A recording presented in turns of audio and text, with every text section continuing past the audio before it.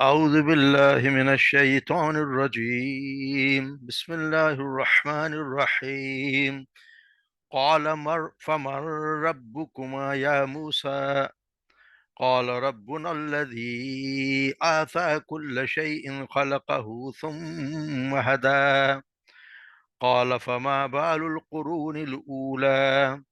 قال علمها عند ربي في كتاب لا يضل ربي ولا ينسى الذي جعل لكم الأرض مهدا وسل لكم فيها سبلا وسلك لكم فيها سبلا وأنزل من السماء ماء فأخرجنا به أزواجا من نبات شتى كلوا ورعوا أنعامكم إن في ذلك لآيات لأولي النهى منها خلقناكم وفيها نعيدكم ومنها نخرجكم تارة أخرى ولقد أريناه آياتنا كلها فكذب وأبى.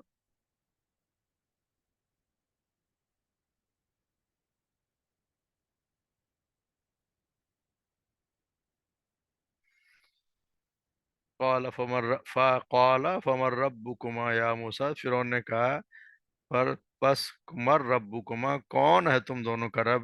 یا موسیٰ، اے موسیٰ. قال، موسیٰ نے فرمایا ربنا الذی آتا کل شیء، میرا رب ہوا، ہمارا رب ہوا الذی آتا، جس نے عطا کی، جس نے عطا کی ہر چیز کو، کل شیء خلقہ، جس نے ہر چیز کو اس کی شکل و صورت دی، ثم ہدا، پھر اس کو راستہ بھی دکھایا، یعنی ہدایت بھی دی. قال فما بال القرون الاولی، اس نے کہا کہ فما بال القرون، پھر تو پہلی امتوں کا کیا حال ہے؟ کیا حال ہے قرون الاولی، پہلی امتوں کا جو ہم سے پہلے گزر گئیں. قال علمها عند ربی، موسیٰ نے کہا ان کا علم، علم ہوا ان کا علم، عند ربی، میرے رب کے پاس ہے، فی کتاب، کتاب میں. لا یذل ربی، نہ ہی میرا رب جو ہے وہ گمراہ ہوتا ہے، ولا ینسا، اور نہ ہی وہ بھولتا ہے. الذی جعل لکم الارض مہدا، وہی ہے جس نے جعل لکم الارض، بنایا تمہارے لیے زمین کو، مہدا یعنی کہ رہنے کی جگہ، تمہارے لیے زمین کو بچھونا بنا دیا. وسلک لکم، اور جاری کر دیے تمہارے، لکم تمہارے لیے، فیہا اس میں، سبلا راستے. وانزل من السماء ماء، اور نازل کیا اس نے آسمان سے پانی. فاخرجنا، اور پھر پس ہم نے نکالا بھی اس کے ذریعے، ازواجم من نبات شتا، بہت سی نبات کی، یعنی ان کے بہت سارے مختلف نبات، بہت مختلف قسمیں نباتات کی ہم نے اس پہ نکالی. کلو ورعو انعامکم، کھاؤ، ورعو اور چراؤ، انعامکم اپنے مویشیوں کو. ان فی ذالک، بے شک اس میں نشانیاں ہیں، لأولی النہا، ان لوگوں کے لیے جو عقل والے ہیں، عقل جو رکھتے ہیں ان کے لیے نشانیاں ہیں. منہا خلقناکم، اسی سے، یعنی من یعنی زمین سے ہی، خلقناکم ہم نے پیدا کیا تمہیں، وفیہا نعیدکم اور اسی میں، نعیدکم ہم لوٹائیں گے تمہیں، ومنہا نخرجکم اور اسی سے، نخرجکم ہم نکالیں گے تمہیں، تارتن اخرى دوسری بار، دوبارہ تم نکالیں گے. وَلَقَدْ أَرَيْنَاهُ آیاتنا، اور یقیناً اور ہم نے ان کو اپنی نشانیاں دکھائیں. آرَيْنَاهُ ہم نے اسے دکھائیں، آیات ہماری نشانیاں، کلها سب کے سب. فَكَذَّبَ وَأَبَى، پر اس نے جھٹلایا اور انکار کر دیا.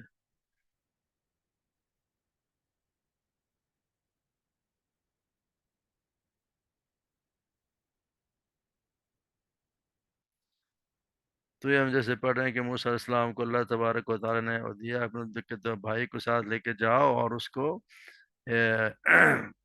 فرعون سے جا کے اس کو کوئی، اس کو ہدایت کریں، اور ہو سکتا ہے کہ وہ اپنے اس پہ بات پہ آ ہی جائے، اللہ کے تبارک و تعالیٰ کو مان ہی لے، اپنی سرکشی سے وہ باز آ جائے۔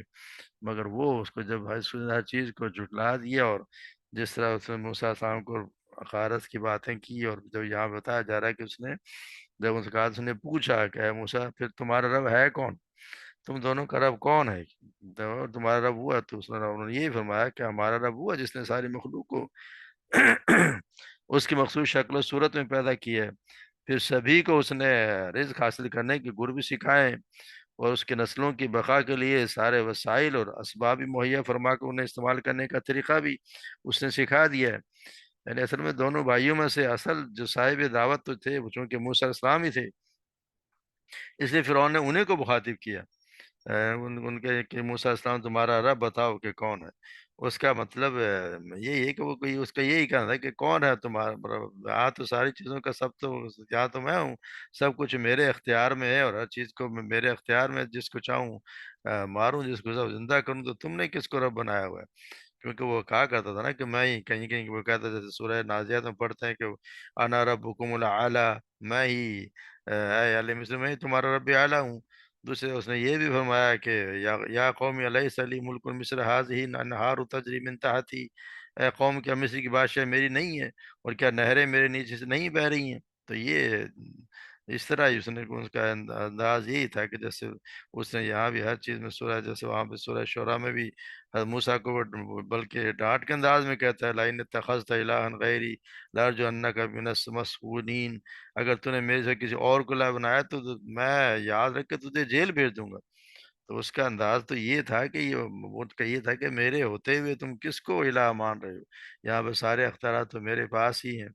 تو یا موسیٰ علیہ السلام نے پھر بتایا کہ ہمارا رب وہ ہے، یعنی ہم تو صرف رب اسی کو مانتے ہیں جس نے ہر چیز کو ایک ساخت دی سے ہر چیز کو پیدا کیا اس کے صحیح انداز میں۔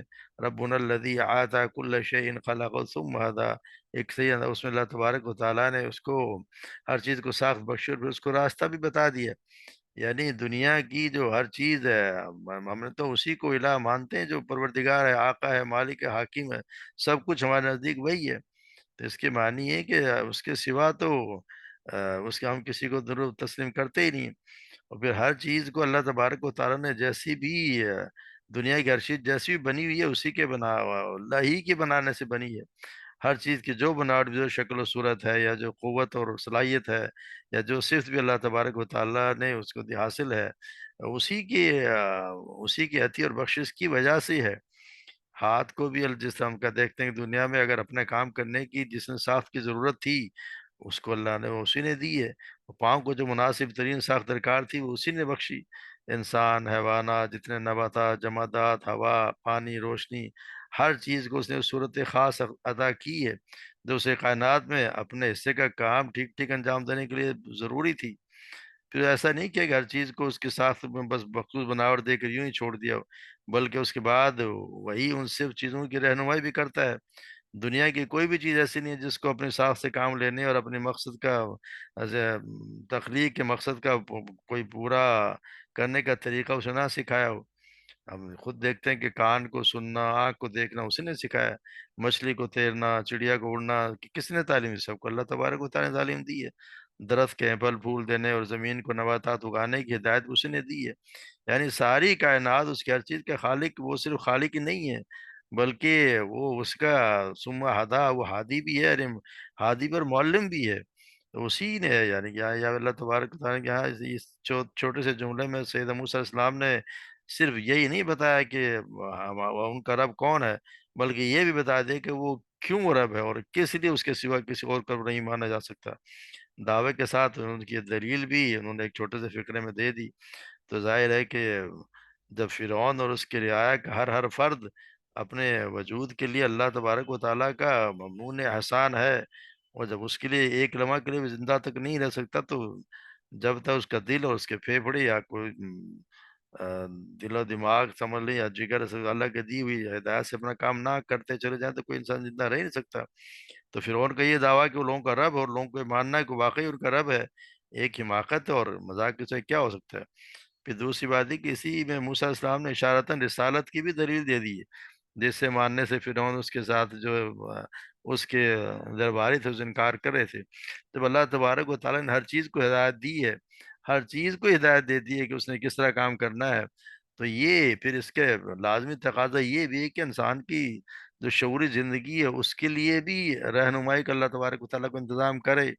اور اس انسان کی شعوری زندگی کے لیے رہنمائی کی وہ ایک ہی شکل ہو سکتی ہے کہ کوئی انسان، موضوع ترین شکل یہ ہے کہ یہ شعور انسان اس کی طرف انسانوں کی ہدایت اور پر معمور ہو اللہ کی طرف سے، اور وہ ان کے عقل و شعور کو اپیل کر کے انہیں سیدھا راستہ بتائے. یہاں پہ یہ بتا دیا گیا کہ ہر چیز کو جس طرح اللہ تبارک و تعالیٰ نے ہدایت دی ہے، تو انسانوں کے لیے بھی ہدایت کے لیے اللہ تبارک و تعالیٰ نے اپنی طرف سے رسول بھیجے جو انسان ہی کی شکل میں آئے. تو یہ اس کے سمجھانے کا بڑا زبردست انہوں نے ایک انداز اختیار کیا تھا، مگر وہ اس کو سننے والا کب اس کو تو ایک الٹا سوال سے کر دیا، قال فما بال القرون الاولی، بتائی کہ پھر یہ جو لوگ ہم سے پہلے مر گئے ان کا کیا حال ہوا ہوگا. یعنی کہ جو ہم سے پہلے گزر گئے، اتنی نسلیں گزر چکی، پھر ان کی کیا حالت تھی، وہ کس کھاتے میں چلے گئے. یا اس کا مطلب یہ ہے کہ یہ اس نے جو بتایا مقصد یہ تھا کہ جو ہمارے ہیں سب کے سب، ہم سب کے جو باپ دادا ہیں جو سیدہ سال سے نسل در نسل ہمارے دوسرے باپ کی دوسرے لوگوں کی اللہ کے سوا دوسروں کی جو بندگی کرتے چلے آ رہے ہیں، تو ان کی تمہارے نزدیک کیا پوزیشن ہے؟ کیا وہ سب گمراہ تھے؟ کیا وہ سب اللہ کے کیا وہ سب عذاب کے مستحق تھے؟ کیا ان کی عقلیں ماری گئی تھی؟ یا یہ تھا فرعون کے پاس حضرت موسیٰ کی دلیل کا جواب ہے، اور کوئی دلیل نہیں تھی، تو اس نے یہ الٹا یہ کہ سوال ڈال دیا کہ یہ بتائیں کہ پھر ان کا کیا بنے گا. ہو سکتا ہے کہ اس نے سوال جہالت کی وجہ سے کیا ہو یا پھر شرارت کی وجہ سے کیا ہو، دونوں باتیں شامل ہو سکتی ہیں. کہ اگر ایسی بات کہ یہ جواب دے گا تو پھر اہل دربار اور عام اہل مصر کے دلوں میں جو سید موسیٰ کی دعوت کے خلاف ایک تعصب بڑھے گا کہ یہ تو ہمارے سارے لوگوں کو ہی کہہ رہا ہے کہ یہ تو جہنم میں جائیں گے. تو یہ ایسا سوال تھا جو موسیٰ سے، مگر موسیٰ علیہ السلام نے بھی اس کا کمال جواب دیا. وہ کہتے ہیں قال علم عند ربی فی کتاب، انہوں نے کہہ دیا کہ ان کا علم جو ہے میرے رب کے پاس ہے جو ایک کتاب میں محفوظ ہے، اور جب نہ میرا رب چوکتا ہے نہ بھولتا ہے. یعنی ایک ایسا جواب ہے کہ آپ اس وقت دیا، اور اس کی حکمت تبلیغ کا ایک بہترین سبق آپ دیکھیں تو حاصل ہوتا ہے اس سے. فرعون کا مقصد جیسے اوپر بیان ہوا ہے کہ سامعین کے اور اس کے تو سے پوری قوم کے دلوں میں ان کے خلاف ایک تعصب پیدا کرنا تھا. تو سیدنا موسیٰ علیہ السلام یہ کہتے کہ ہاں سب جاہل اور گمراہ تھے اور سب کے سب جہنم کا ایندھن بنیں گے، تو بات تو ان کی بالکل صحیح تھی، میں نے کوئی شک بھی نہیں ہے. مگر یہ جواب موسیٰ علیہ السلام کی بجائے فرعون کے مقصد کی زیادہ خدمت کرتا، جو وہ چاہتا تھا پھر اس کا وہی انجام ہونا تھا. اس لیے انہوں نے بڑے کمال کا جواب انہوں نے دیا کہ جو اب حق بھی تھا، اور ساتھ ساتھ فرعون کے جو تو جواب تھا اس کا آپ دیکھیں کہ اس کا توڑ کر دیا. آپ نے فرمایا کہ جو لوگ وہ لوگ جیسے بھی تھے، جو کچھ بھی تھے، اپنا کام کر کے اور اللہ کے پاس جا چکے ہیں. میرے پاس ان کے اعمال اور ان کی نیتوں کا جاننے کا کوئی ذریعہ نہیں ہے کہ ان کے بارے میں کوئی حکم لگاؤں. ان کا پورا ریکارڈ تو اللہ کے پاس محفوظ ہے، ان کے ایک ایک حرکت، ان کے ایک ایک محرکات کو اللہ تبارک و تعالیٰ جانتے ہیں. تو نہ اللہ کی نگاہ سے کوئی چیز بچی چھپی رہتی ہے، نہ اسے کوئی حافظہ سے کوئی چیز جو ہے وہ محو ہو گئی ہے. اس سے جو بھی معاملہ کرنا ہے اللہ کو کرنا ہے، ان کو وہی جانتا ہے. مجھے اور تمہیں فکر کرنے کی ضرورت نہیں ہے ان کا موقف کیا تھا اور اس کا انجام کیا ہوگا. ہمیں تو یہ فکر کرنی چاہیے کہ ہمارا موقف کیا ہے اور ہمیں کس انجام سے دو چار ہونا ہے. ہمیں تو اپنی فکر کرنی چاہیے بجائے کہ جو لوگ چلے گئے ان کی فکر میں لگے ہوئے ہیں. تو اس لیے ان کو زبردست انہوں نے یہ اس کا جواب دیا، فما قال بال القرون الاولى قال علم عند ربی فی کتاب لا يذل ربی ولا ينسى الذي جعل لكم الارض مهدا وسلك لكم فيها السبل، وہی ہے جس نے تمہاری زمین کا فرش بچھایا. یعنی انہوں نے یہ اللہ تبارک و تعالیٰ وہی ہے جس نے زمین کا فرش بچھایا اور اس میں تمہارے چلنے کے راستے بنائے. مت لگتا ہے کہ جو پچھلا کلام جو آپ موسیٰ علیہ السلام کی بات یہاں پہ ختم ہو گئی کہ میرا رب نہ چوکتا ہے نہ بھولتا ہے. یہ جو آگے آیات آ رہی ہیں یہ اللہ تبارک و تعالیٰ کا کلام ہے. یعنی کہ یہ یہاں سے آخر پیراگراف تک پوری عبارت اللہ تبارک و تعالیٰ سے بطور یہ ان کا کلام ہے.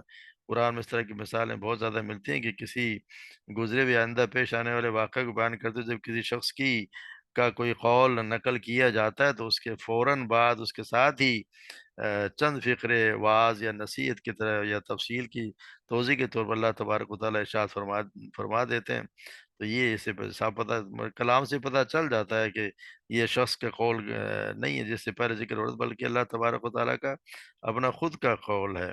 تو یہاں اللہ تبارک و تعالیٰ فرما رہے ہیں کہ یہ الذی جعلکم الارض مہدا وسلک لکم فیہا سبلا وانزل من السماء ماء، کہ اللہ تبارک و تعالیٰ ہی ہے، وہی ہے جس نے تمہاری زمین کا فرش بچھایا، اس میں تمہارے چلنے کے راستے بنائے، اور اوپر سے پانی برسایا، اور اس پانی کے ساتھ ہی اس کے ذریعے سے مختلف اقسام کی اللہ تبارک و تعالیٰ نے پیداوار نکالی بھی، ازواجن من نبات شتیٰ، اور وہ نباتات جو تم خود بھی کھاؤ اور اپنے جانوروں کو بھی چراؤ۔